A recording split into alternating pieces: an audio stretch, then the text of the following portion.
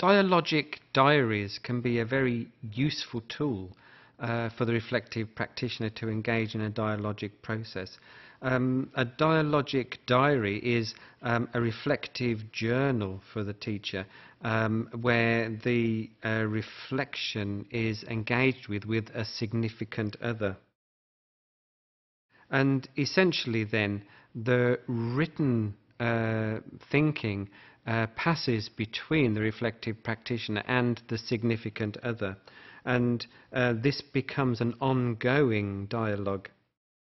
And so dialogic diaries are a very useful tool. Asynchronous discussion can occur through the journal, and journal writing takes place through a number of different levels, a number of different stages, but it's possible to maintain the dialogic journal over time. So a conversation is maintained between two people through the journal. And we can look at these different stages. At the initial stage of writing the journal is uncertainty. At this point, when the reflective practitioner is engaging in maintaining a dialogic diary, there is uncertainty about what to actually write and how to write it. The quality of that writing, is it good enough for reflection, and is it actually helping the individual develop their practice through the reflection? And then this actually moves us to another stage in the process, which is about enthusiasm in terms of writing. Once the level of uncertainty has been overcome, the reflective practitioner can find that writing in a journal and sharing that journal with another who also writes in it and responds to those reflections becomes quite an engaging process and can develop a lot of enthusiasm by the reflective practitioner.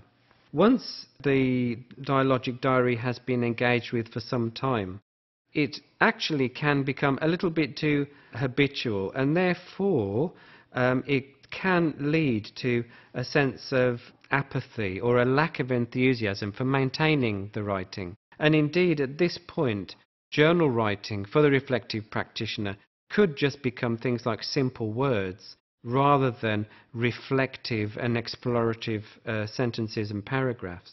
However, if this stage is overcome, it actually does become a habit, and learning can develop very easily and very quickly from that habit. But this requires motivation, and for the reflective practitioner, it's worth at this point being aware of this and mentioning this to the significant other.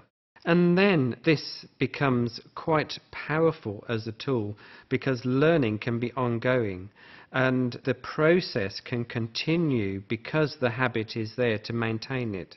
So dialogic diaries are very powerful tools for reflection, but there are certain issues that we need to be aware of in terms of maintaining a diary. And one thing is the time needed for the individual to actually write in the diary. There's also time needed for the significant other to respond to reflections in the diary. There's also the actual the time needed for the diary writing process to continue long term.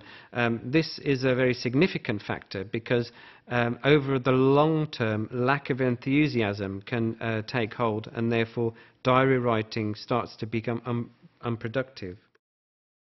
And the other issues are about the actual process of diary writing. It could be via the internet or maintaining a blog and teachers interacting with each other over the blogosphere. And of course it doesn't have to be just writing, it could be about illustrations and drawings. And another issue, of course, is about the ethics of such shared writing, where we're discussing particular issues, especially issues which may be delicate or sensitive. We have to be aware of the ethics of actually putting this into permanent form.